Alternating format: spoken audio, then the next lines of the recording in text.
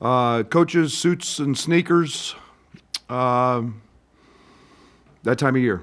And it's something I'm very passionate about. I'm on the national board with Coaches versus Cancer, and excited to be wearing this year's attire to bring a little recognition to something that we need to solve a problem and put an end to. So, everybody's had somebody that's been affected by cancer, and obviously one of the heads in our industry, Dick Vitale, from a media standpoint, is dealing with it now. And, our thoughts and prayers are with Dick. And he's meant so much to the game of basketball, but also an opportunity for us to just with our platform recognize it. So we'll be wearing some stuff tomorrow night in recognition of that event. So coming off the Maryland game, very out of character. A lot of reasons, a lot of things involved in that that I won't necessarily get into, but it's probably as poor defensively from an energy standpoint as we've played in some time. They took the fight to us. That doesn't happen very often. Tomorrow night, we better bring the fight as they did to us last year. But I give Maryland a lot of credit. They made plays. We were plenty good enough offensively until the last 6 minutes. And last 6 minutes, we just completely fell out of character to everything we were doing. And we've addressed those things in practice. Michigan State comes to town, basically the same team they were a year ago.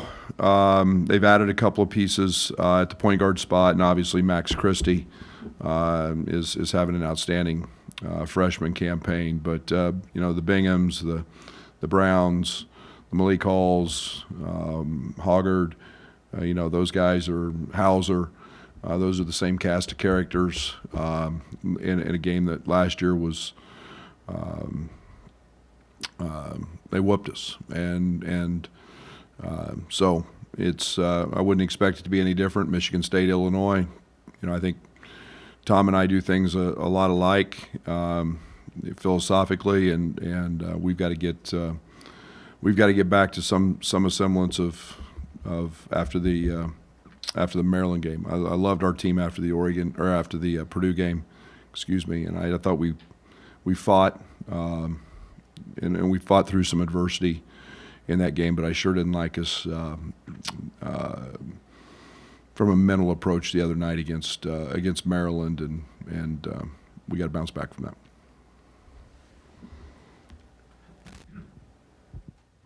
Brad, were you surprised by the way your defense let you down at Maryland, or the individuals involved? All the above. We're number one in the country in we've seen the most ball screens of any team in the country. We are 8th in ball screen defense, and we have been very much a gap team. I think it's one of the things that we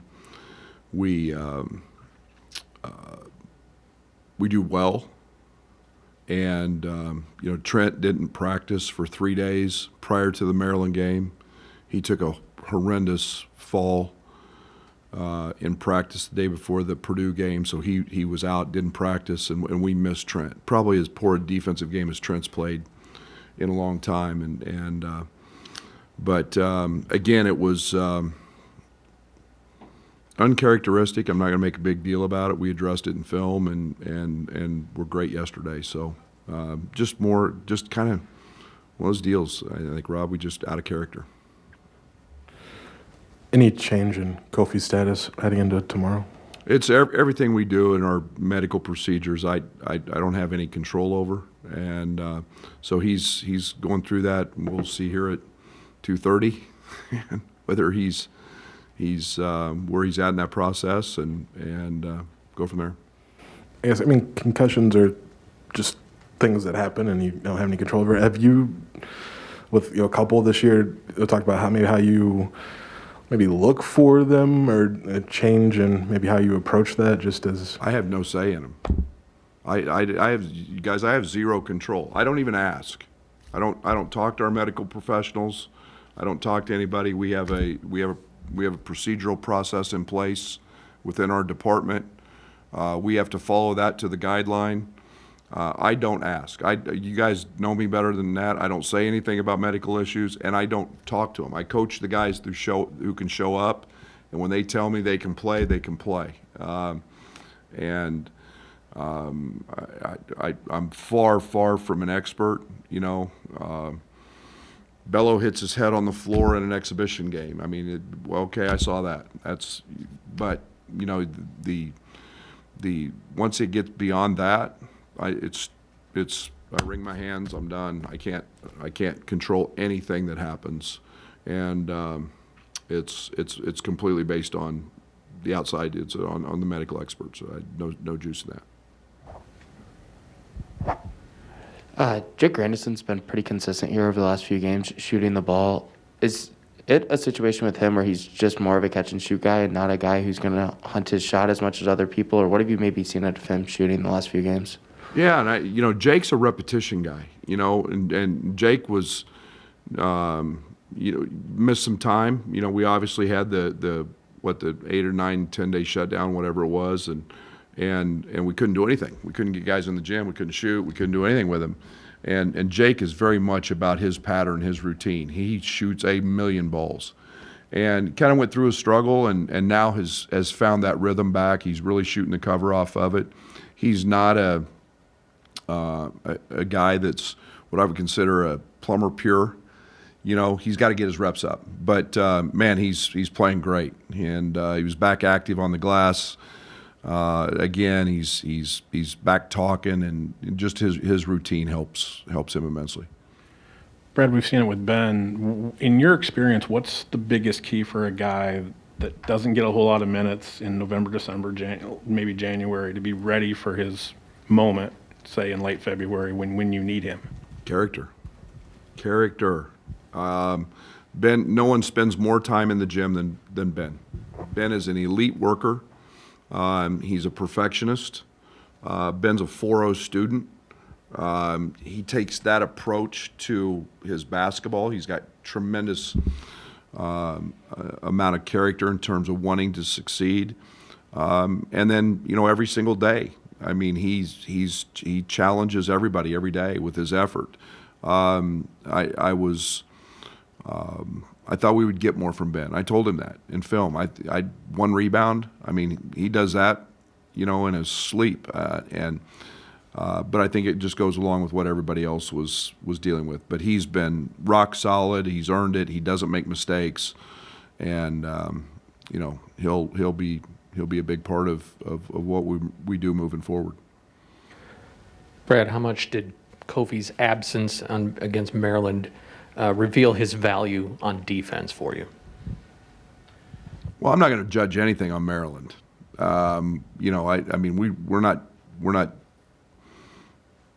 We stunk. And that's not taking anything away from them. I mean, we were just flat emotionally. We didn't punch anybody. We thought we were going to outscore them. Again, we were without Trent for 3 days leading up. First thing Trent did was shoot around the day of the game. He's our lifeblood. He's our energy. He's our guy in practice. But yeah, I mean, Kofi's impactful on both ends, and there's a reason we play the way we play, and when you don't have that, we're not going to reinvent the wheel in one game. We're not going to change what we do. That just doesn't work. That's not fair to everybody else because one guy's gone, we just go scrap what we do and change it. No, and again, they didn't hurt us with ball screens. They hurt us because we were not in our gaps, and we weren't just literally active. And so I'm not going to make a big deal about that. Brad, understanding not wanting to change everything you do without one guy, how do these extra days, should Kofi not be able to go tomorrow, help you maybe adjust to his absence more than 3 or 4 days or whatever before you went to Maryland? Yeah, I mean, I don't know. I mean, we're doing the same things. We're not changing. We're doing the same things. We scheme for every opponent, and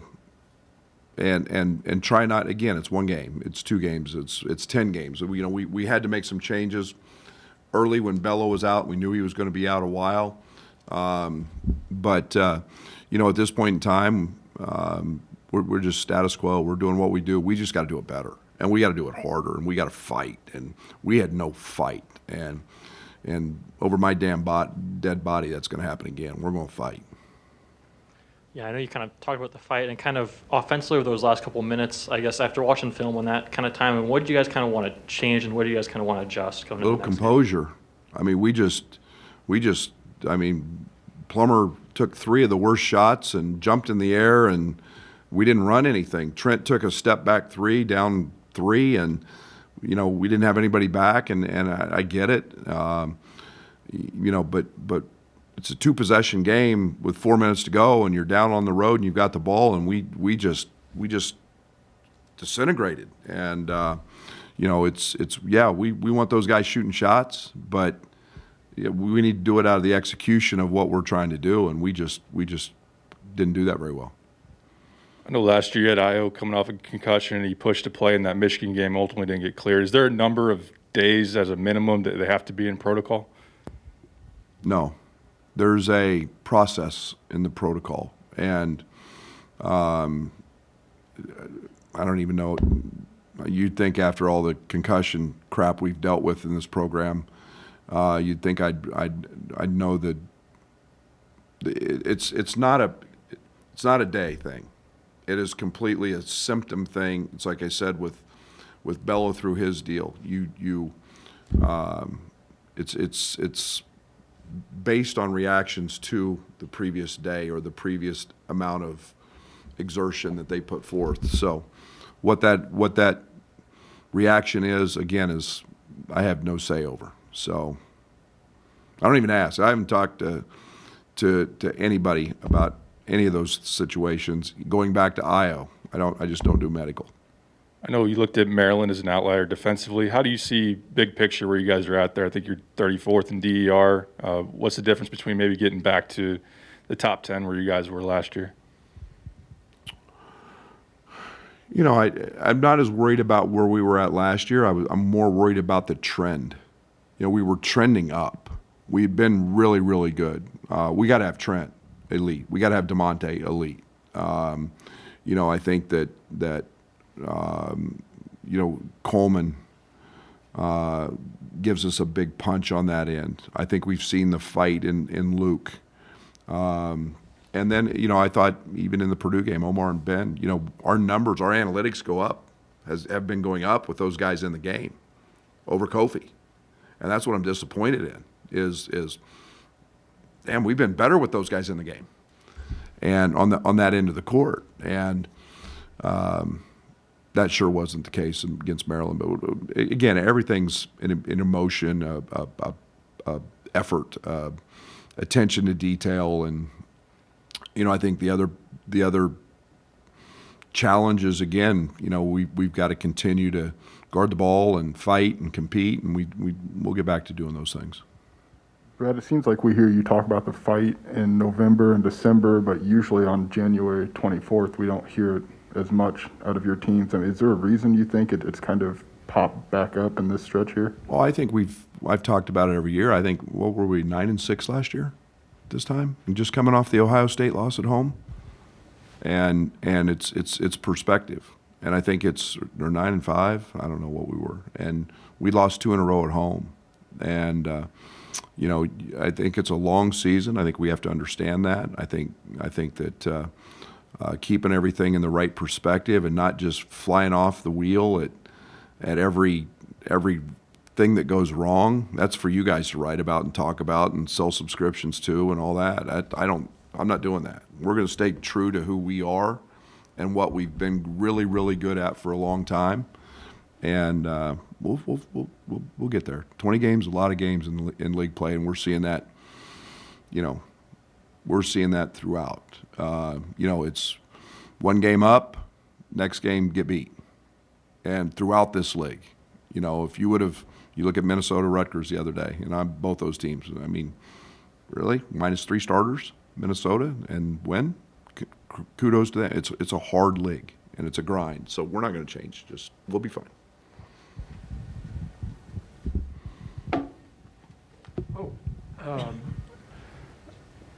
On this concussion thing, what's basically you're telling me, the way I'm getting this, is that Kofi could show up for practice today, have a good practice, but the decision on whether he'd play tomorrow wouldn't come until he was tested the next day. Is that correct? Potentially. It's again, it's all the process. It's based on what his symptoms are, what he's able to do that next day then. Yeah. So yeah, it's a continuation process until he's absolutely cleared. So The other thing is, how do you prepare for a team in which they just scored 86 points and 43 of them were from the bench? they got depth, they got veterans, they got 9 guys. You don't. You know, you guard each guy independently. You know, I think the one thing about Tom's teams is, you know, they're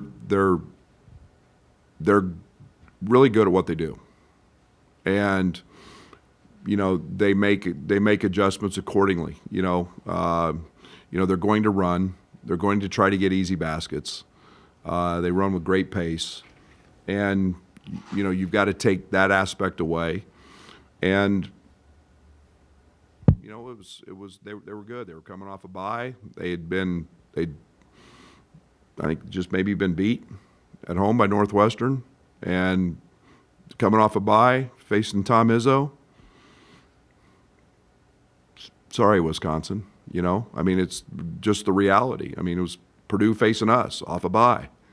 You know, you're going to play your best. You're going to be on point. You've got extra days to prepare, but they're good. And you know, their freshman point guard is playing great. He's shooting the cover off of it, and they're getting a lot of productivity from Malik Hall, who's been off the bench.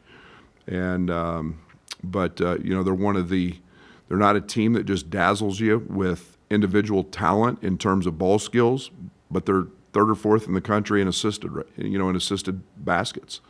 So they run their stuff, and again, that's why when we're really good, we're assisted. So it's you know, they are who they are, and we've got to take them for their actions more than their personnel. With the situation that Curbelo went through, obviously Kofi and him are different. I imagine their situations are slightly different. But does that lead you and the medical staff to potentially handling this differently so that kind of thing doesn't happen again? I have no idea where you're going with that. I have no say in anything that happens from that capacity. So whether they're a tennis player, whether they're a golfer, whether they're a football player, everything gets handled within those procedures. So you know, everybody's got a different makeup. Everybody's got a different body. How somebody reacts to it. Whether some people have had multiple concussions, it doesn't. You know, like I said, it's just one of those things that those people handle. They're the experts. They're the professionals, and will abide by those things. I don't think there's anything to drastically readjust. Brad, it's been my experience over the last few years, you've had a dude named Ayo Dosunmu who not only has been your All-American, but could galvanize the locker room and say, look, that's not going to happen again. Not on my watch, kind of a deal. With Trent and DeMonte and other guys in your locker room, do you feel like you have that where you don't have to hold the cattle prod all the time? Yeah, okay. We definitely have that. Yeah, I mean, we went through this. We went through the Maryland game last year against them here and against Ohio State, and we went through that. And you know, it's that locker room is rock solid, man. Everybody was in the office on an off day, watching film or working or getting an extra lift the day after that game. That's our culture, and that's who this thing's about. And you know, they understand winning is really, really hard, and there's speed bumps along the way. And I don't care if you're the Chicago Bulls who are going through it, or you're the Fighting Illini who have had speed bumps, and Michigan State ain't going to feel sorry for us. Maryland ain't going to feel sorry for us. Northwestern ain't going to feel sorry for anybody you want to name in this league. Nobody's going to give two rips. Our character and our behavior always went out, and that group showed up the next day.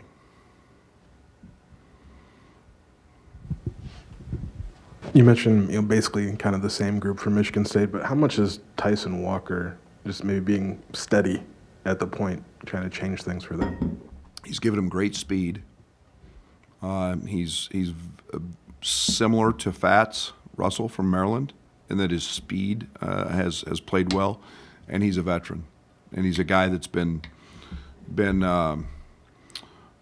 he's been through some battles, and he makes open shots. He doesn't do anything crazy. Now, Michigan State has turned the ball over a lot. I think that's probably been their biggest snafu is their turnover rate. But again, he's played better. Hoggard's become a sophomore. He's elite. He's a great prober in transition. He keeps going until he gets stopped with that size. But Walker's been a big piece for them. I know you mentioned Andre wasn't feeling great in Maryland. How is he now? And then what have your observations been of him 2 games back? We need him in practice to and when you're not feeling well and you've got a fever before the game and you just, my heart bleeds because I want him to be, in that competitive mode.